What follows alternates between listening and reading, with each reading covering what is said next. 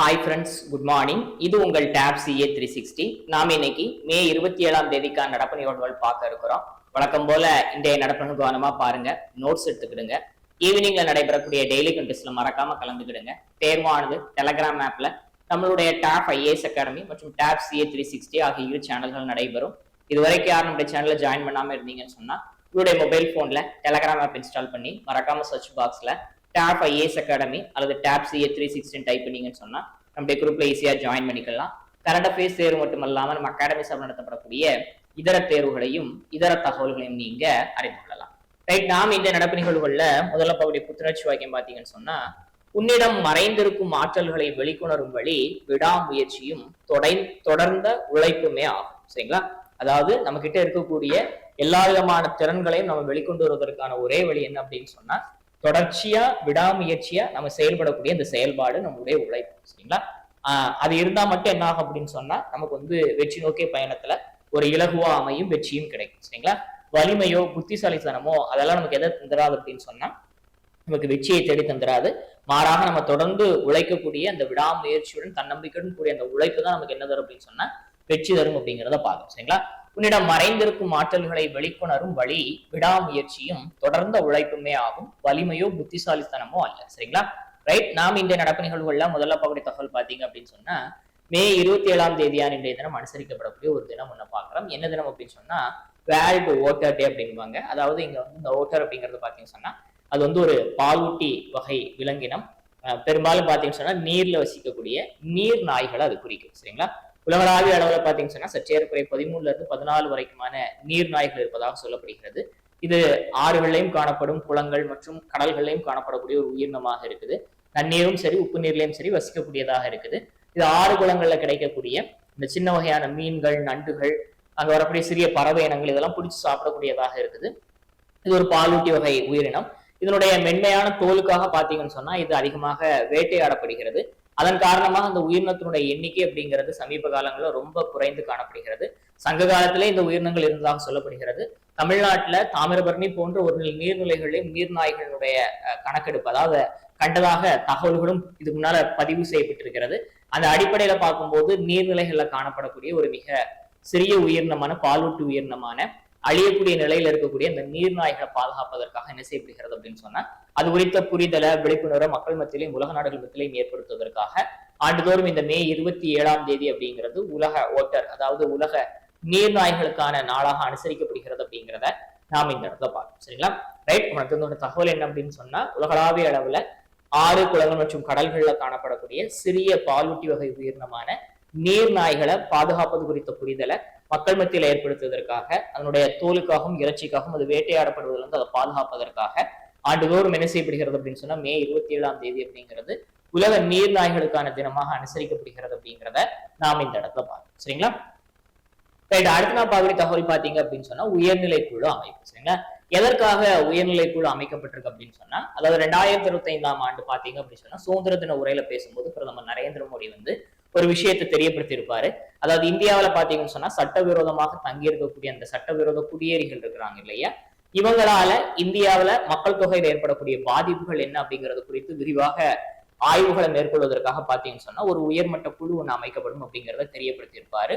அதை மெய்ப்படுத்தக்கூடிய வகையில, அதை உறுதிப்படுத்தக்கூடிய வகையில தற்பொழுது 2027ஆம் ஆண்டுக்கான இந்திய மக்கள் தொகை கணக்கெடுப்பு எல்லாம் தொடங்கி இருக்கிறது.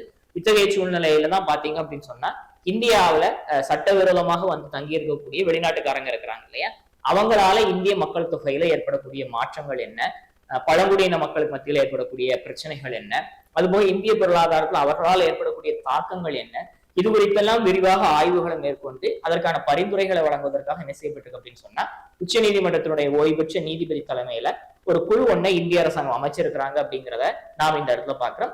இந்த குழு பாத்தீங்கன்னு சொன்னா சற்றேறக்குறைய ஓராண்டுகள் இது குறித்த ஆய்வுகளை மேற்கொண்டு அது குறித்த தகவல்கள் என்ன பண்ணுவாங்கன்னு சொன்னா பரிந்துரைகளை இந்திய அரசாங்கத்துக்கு வழங்குவாங்க. தேவைப்பட்டால் கூடுதலாக ஒரு 6 மாதம் என்ன பண்ணிக்கலாம் அப்படின்னு சொன்னா அவங்களுக்கு கால நீட்டிப்பு வழங்குவதற்கும் வகை செய்யப்பட்டிருக்கு அப்படிங்கிறத பார்க்கணும். சரிங்களா? அதாவது சட்டவிரோத குடியேற்றம் மற்றும் பிற இயற்கைக்கு மாறான நடைமுறைகளால நாட்டுல மக்கள் தொகையில ஏற்பட்டுள்ள மாற்றம் என்ன, இது குறித்து என்ன பண்ணுவாங்க அப்படின்னு சொன்னா அந்த டீம் ஆய்வு பண்ணுவாங்க. அது போக பாத்தீங்கன்னு சொன்னா அதை குறைப்பதற்கான, அவங்களை திரும்ப தங்களுடைய சொந்த நாடுகளுக்கு அனுப்புவதற்கான பரிந்துரைகள் என்ன, இது சம்பந்தமாக அந்த குழு என்ன செய்யும் அப்படின்னு சொன்னா பரிந்துரைகளை வழங்கும் அப்படிங்கிறத நாம் இந்த இடத்துல பாக்குறோம். இந்த குழுவுக்கான தலைவராக பாத்தீங்கன்னு சொன்னா உச்ச நீதிமன்றத்தினுடைய ஓய்வு பெற்ற நீதிபதியான பிரகாஷ் பிரபாகர் நவுலேக்கர் என்ன பண்ணிருக்காருன்னு சொன்னா அந்த டீமுடைய ஹெட்டாக நியமிக்கப்பட்டிருக்கிறாரு. அதுபோக இன்னும் ஒரு சில நபர்களும் பாத்தீங்கன்னா சொன்னா அதுல உறுப்பினர்களாக நியமிக்கப்பட்டிருக்கிறாங்க. துர்கா சங்கர் மிஸ்ரா, பாலாஜி ஸ்ரீவஸ்தவா, சாம்பிகா ரவி போன்ற பாத்தீங்கன்னு சொன்னா அந்த அமைப்பினுடைய அந்த குழுவினுடைய இதர உறுப்பினர்களாக என்ன செய்யப்பட்டிருக்கிறாங்கன்னு சொன்னா நியமிக்கப்பட்டிருக்கிறாங்க அப்படிங்கிறத நாம இந்த இடத்துல பார்க்கணும். சரிங்களா?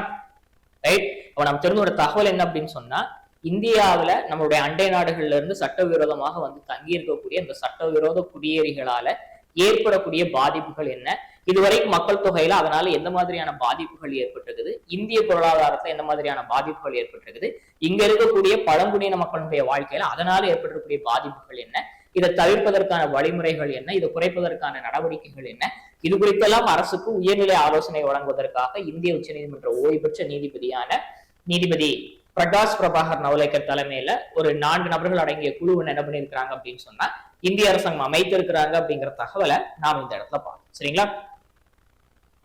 அடுத்த பகுதி தகவல் பாத்தீங்கன்னு சொன்னா இந்தியா அண்ட் அமெரிக்கா இந்த 2 நாடுகளுக்கு மத்தியில பாத்தீங்க அப்படின்னு சொன்னா முக்கியமான கனிமங்கள், அதாவது இந்த முக்கியமான கனிமங்கள் அரிய காந்தங்கள் சொல்லும் இல்லையா, இதெல்லாம் பாத்தீங்கன்னு சொன்னா இந்த செமிகண்டக்டர் ஃபீல்டுல ஏஐ தொழில்நுட்பத்துல எல்லாம் பயன்படக்கூடிய முக்கியமான அம்சங்கள். இப்ப இந்த அரிய வகை கனிமங்கள் உலக அளவுல பாத்தீங்கன்னு சொன்னா சற்றேறக்குறைய 60-70% பாத்தீங்கன்னா சீனாவில இருந்தா கிடைக்க பெறுவதாக இருக்கிறது. இப்ப இந்த துறையில சீனாவினுடைய ஆதிக்கத்தை கட்டுப்படுத்தணும் அப்படிங்கிறதுக்காக இந்தியாவும் அமெரிக்காவும் என்ன பண்ணிருக்கிறாங்கன்னு சொன்னா இந்த துறையில இணைந்து செயல்படுவதற்காக ஒரு முக்கியமான ஒப்பந்தம் உள்ள கையொப்பமிட்டு இருக்கிறாங்க அப்படிங்கிறத நாம் இந்த இடத்துல பார்க்கணும். கடந்த ஒரு சில மாதங்களுக்கு முன்னால பாத்தீங்கன்னு சொன்னா அமெரிக்காவில் உருவாக்கப்பட்ட பாக்சிலிக்கா அப்படிங்கக்கூடிய கூட்டமைப்புல இந்தியாவும் உறுப்பு நாடாக இணைத்துக் கொள்ளப்பட்டிருக்கும். உங்களுக்கு ஞாபகம் இருக்கும்னு நான் நினைக்கிறேன். இந்த கூட்டமைப்பு ஆரம்பத்தில் உருவாக்கப்படும் போது இந்தியா அதுல உறுப்பு நாடாக இல்லை. அடுத்து இந்தியாவிலேயே உச்சிதாக்க மாநாடு நடைபெற்றதுக்கு அப்புறமாக அந்த பாக்சிலிக்கா கூட்டமைப்புல பாத்தீங்கன்னு சொன்னா இந்தியா வந்து அமெரிக்கா உறுப்பு நாடாக இணைத்துக் கொள்வாங்க. இத்தகைய சூழ்நிலையில தான் பாத்தீங்கன்னு சொன்னா அந்த கூட்டமைப்பே பாத்தீங்க அப்படின்னு சொன்னா ஏஐ தொழில்நுட்பம் மற்றும் செமிகண்டக்டர் ஃபீல்டு இது குறித்த துறைகளில் இணைந்து செயல்படுவதற்காக அமெரிக்க தலைமையில் உருவாக்கப்பட்ட ஒரு கூட்டமைப்பாக தான் அந்த கூட்டமைப்பு இருக்குது. இத்தகைய சூழ்நிலையில தான் பாத்தீங்கன்னு சொன்னா இந்தியாவும் அமெரிக்காவும் சீனாவுடைய ஆதிக்கத்தை கட்டுப்படுத்துவதற்காக தடுப்பதற்காக இந்த இரு துறைகள்ல இணைந்து செயல்படுவதற்கான ஒரு முக்கியமான ஒப்பந்தம் என்ன செஞ்சிருக்கு அப்படின்னு சொன்னா தற்போது கையொப்பமாக இருக்கு அப்படிங்கிறத பார்க்கணும். அதாவது இந்தியாவில பாத்தீங்கன்னு சொன்னா குவாட் கூட்டமைப்பினுடைய வெளியுறவுத்துறை அமைச்சர்கள் மாநாடு நடைபெறுகிறது. அதுல பங்கேற்பதற்காக அமெரிக்க வெளியுறவுத்துறை அமைச்சர்களுடைய மார்க்கோ ரூபியோ என்ன பண்ணிருக்காரு சொன்னா இந்தியாவுக்கு வருகை தந்திருக்கிறாரு.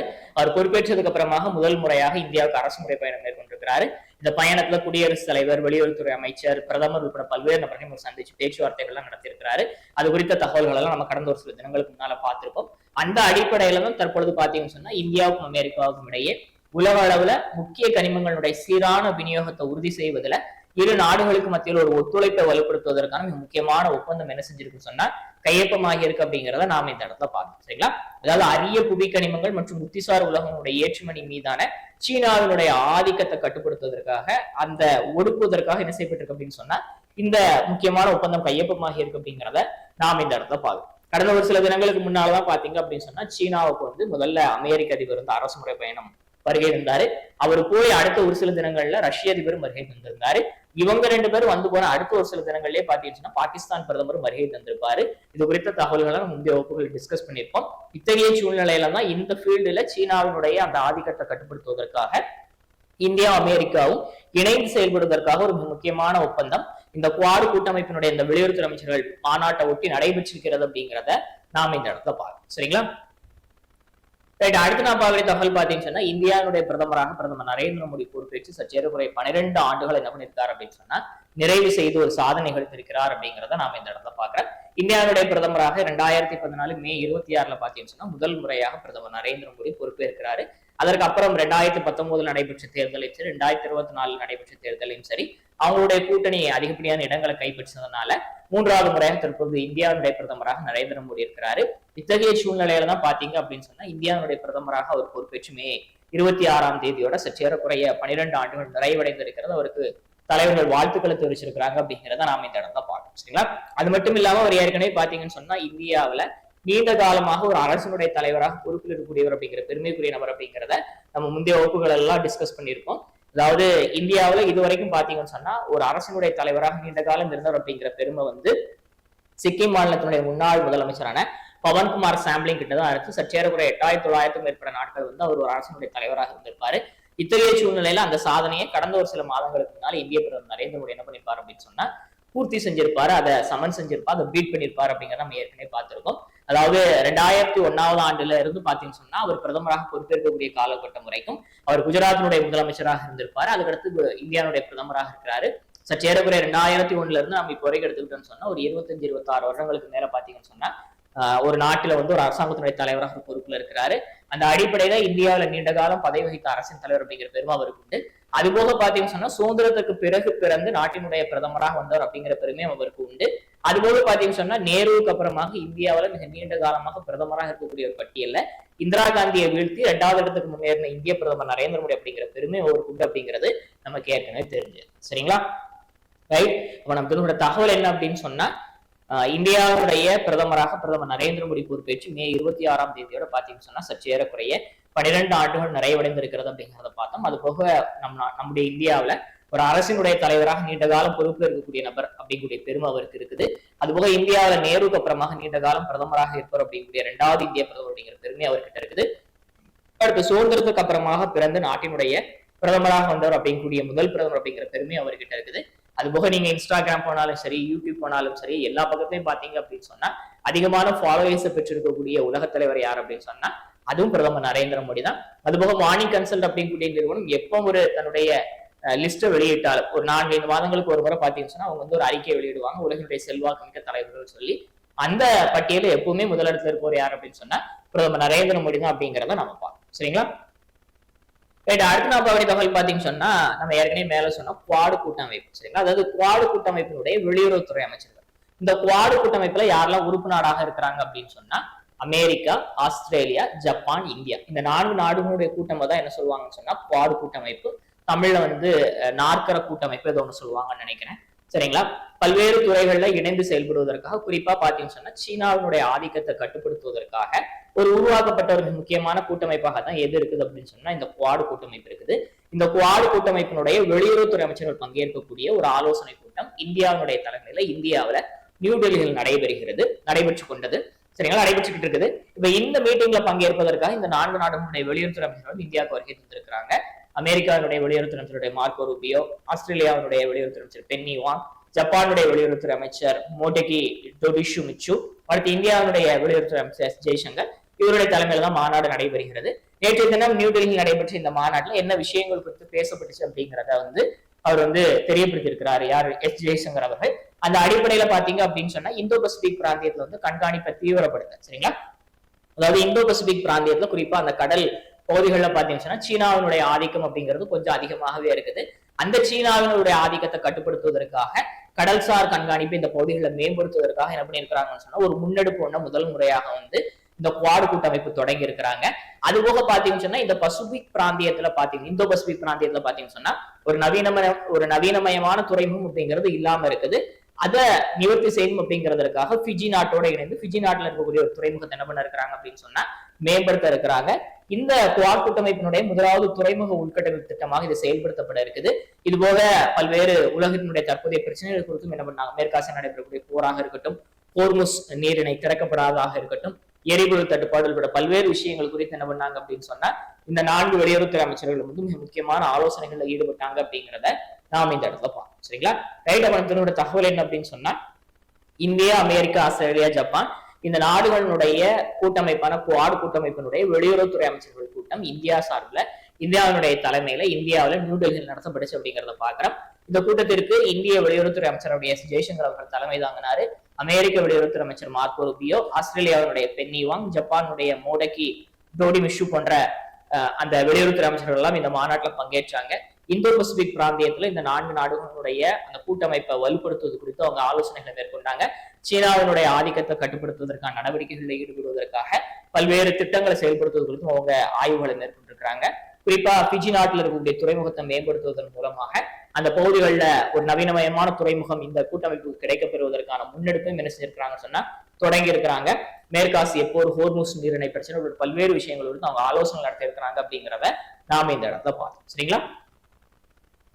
அடுத்த பகுதி தகவல் பாத்தீங்கன்னு சொன்னா பீகார் மாநில அரசாங்கம் ஒரு புதிய உத்தரவு பிறப்பிச்சிருக்கிறாங்க. என்ன அப்படின்னு சொன்னா பீகார்ல வந்து அரசு அதிகாரிகளாக இருக்கக்கூடியவங்க, அதாவது அரசு ஊழியர்களாக இருக்கக்கூடிய எல்லாருமே பாத்தீங்க அப்படின்னு சொன்னா ஒரு 3 மாதங்களுக்கு ஒரு முறை என்ன பண்ணும் அப்படின்னு சொன்னா கண்டிப்பாக வந்து ஒரு டூர் சுற்றுலா போயிட்டு வரணும் அப்படிங்கறத என்ன பண்ணிருக்காங்க சொன்னா கட்டாயப்படுத்தி இருக்காங்க, கட்டாய உத்தரவாக பிறப்பிச்சிருக்காங்க அப்படிங்கறத பாக்குறோம். அதாவது குறிப்பா பாத்தீங்கன்னு சொன்னா இந்த வீக்கெண்ட் சொல்லும் இல்லையா, வெள்ளி சனி ஞாயிறு, இந்த நாட்கள்ல ஒரு 3 மாதத்திற்கு ஒரு முறை என்ன பண்ணும் அப்படின்னு சொன்னா தங்களுடைய மாவட்டம் அல்லாத பக்கத்து மாவட்டங்கள்ல இல்ல மாநிலத்துல வேற ஏதோ ஒரு பகுதியில பிரசித்தி பெற்ற சுற்றுலா தலங்களுக்கு என்ன பண்ணும் அப்படின்னு சொன்னா கண்டிப்பாக போயிட்டு வரணும். அதாவது இப்படி அரசு ஊழியர்கள் அரசு அதிகாரிகள் அங்க போயிட்டு வரும்போது அந்த பகுதிகளில் இருக்கக்கூடிய பிரச்சனைகள் என்ன, குறைகள் என்ன அப்படிங்கிறத தெரிந்து கொண்டு அந்த பகுதிகளினுடைய உள்கட்டமைப்பு வசதியை மேம்படுத்துவதற்கு அது ஒரு உந்துதலாக இருக்கும் அப்படிங்கிறதற்காக என்ன பண்ணியிருக்கிறாங்கன்னு சொன்னா அந்த மாநில அரசாங்கம் உள்நாட்டு சுற்றுலாவை மேம்படுத்தக்கூடிய வகையில குறிப்பா இயற்கை சூழ்ந்த பகுதிகள், சூழலியல் சார்ந்த பகுதிகளில் உள்கட்டமைப்பை மேம்படுத்துவத ஒரு மிக முக்கிய நோக்கமாக கொண்டு என்ன பண்ணியிருக்கிறாங்கன்னு சொன்னா தன்னுடைய அரசு அதிகாரிகளுக்கு இந்த உத்தரவை அவங்க பிறப்பிச்சிருக்கிறாங்க அப்படிங்கிறத பாக்குறோம். அதுவும் குறிப்பா பாத்தீங்கன்னு சொன்னா இந்த 3 நாள் டூர் போகும்போது ஒரு 2 நாள் வந்து அவங்க இரவு நேரங்கள் அந்த பகுதிகளில் தங்கி இருக்கணும் அப்படிங்கறதையும் என்ன பண்ணியிருக்கிறாங்கன்னு சொன்னா உத்தரவாக பிறப்பிச்சிருக்கிறாங்க அப்படிங்கிறத நாம இந்த இடத்துல பார்க்கணும். சரிங்களா, டூர் போறது காசு கொடுத்தா நல்லா இருக்கும் சார் அப்படிங்கிறது நீங்க சொல்றது எனக்கு காதுல கேக்குது. சரிங்களா, அது பீகார் மாநில அரசாங்கம் தான் யோசிக்கணும். Right, okay. அப்ப நம்ம என்ன தெரிஞ்சுக்கிட்டோம் அப்படின்னு சொன்னா 3 மாதத்திற்கு ஒரு முறை பாத்தீங்க அப்படின்னு சொன்னா தன்னுடைய மாநிலத்துல பணியாற்றக்கூடிய அரசு அதிகாரிகளாக இருந்தாலும் சரி, அரசு ஊழியர்களாக இருந்தாலும் சரி, அனைவருமே பாத்தீங்கன்னு சொன்னா தன்னுடைய மாவட்டம் அல்லாத இதர மாவட்டங்களுக்கு கண்டிப்பாக என்ன பண்ணும் அப்படின்னு சொன்னா டூர் போகணும். அந்த டூர் போன இடங்கள்ல 2 இரவுகள் குறிப்பா வெள்ளி சனி ஞாயிறுல நைட் அங்க ஸ்டே பண்ணணும். அதாவது வீக்கெண்ட் சொல்லும் இல்லையா, வெள்ளி சனி ஞாயிறு அந்த 3 நாட்கள் ஒரு ட்ரிப் பிளான் பண்ணி அவங்க போயிட்டு வரணும் அப்படிங்கறத அவங்க சொல்லியிருக்காங்க. மெயின் நோக்கம் என்னன்னு சொன்னா இயற்கை, கிராமப்புறம் மற்றும் சூழலியல் சுற்றுலா மையங்களுடைய உள்கட்டமைப்பு வசதிகளை மேம்படுத்துவதற்காக என்ன பண்ணிருக்காங்கன்னு சொன்னா அந்த மாநில அரசாங்கம் இந்த ஒரு முடிவுக்கு வந்திருக்கிறாங்க அப்படிங்கிறத நாம இந்த இடத்துல பார்க்கணும். சரிங்களா, அடுத்து நாம பகுதி தகவல் பாத்தீங்கன்னு சொன்னா பங்கு சந்தையில பங்கிடப்படக்கூடிய அந்த மதிப்புகள் பொறுத்து பாத்தீங்க அப்படின்னு சொன்னா உலக பங்குச்சந்தை மதிப்பு அடிப்படையில இந்தியா வந்து 5வது இடத்துல இருந்து 6வது இடத்துக்கு பின்தங்கி இருக்கு அப்படிங்கிறத நாம இந்த இடத்துல பாத்துச்சோங்களா. அதாவது ப்ளூம்பெர்க் அப்படிங்கக்கூடிய அந்த அமைப்பினுடைய தரவுகளின் அடிப்படையில பாத்தீங்கன்னு சொன்னா இந்தியாவை 6வது இடத்துக்கு தள்ளிட்டு 5வது இடத்துக்கு வந்து தைவான் முன்னேற்றம் அடைந்திருக்கிறது அப்படிங்கிறத நாம இந்த இடத்துல பார்க்கணும். சரிங்களா, அதாவது இது வந்து பங்கு சந்தையில பட்டியலிடப்படக்கூடிய அந்த மதிப்புகளின் அடிப்படையிலான ஒரு விஷயம் தானே தவிர இது பொருளாதாரம் சம்பந்தப்பட்ட, அதாவது உலகினுடைய பொருளாதார நாடுகள் நாம் எடுத்துக்கிட்டோம் அப்படின்னு சொன்னா தைவான் ஏதோ ஒரு இடத்துல இருக்குது, இந்தியா அதற்கெல்லாம் முன்னால ஒரு இடத்துல இருக்குது. சரிங்களா, அதே மாதிரி நீங்க குழப்பிக்கிட கூடாது. இது வந்து அந்த பங்குச்சந்தை அடிப்படையில மட்டுமே, பங்குச்சந்தையில பட்டியலிடப்படக்கூடிய நிறுவனங்களுடைய மதிப்புகளின் அடிப்படையில மட்டுமே என்ன பண்ணிருக்கு அப்படின்னு சொன்னா இந்த பட்டியலானது வெளியிடப்பட்டிருக்குது. அந்த தரவுகளின் அடிப்படையில தான் பாத்தீங்க அப்படின்னு சொன்னா இந்தியா 5வது இடத்துல இருந்து 6வது இடத்துக்கு தள்ளிட்டு தைவான் 5வது இடத்துக்கு வந்திருக்காங்க.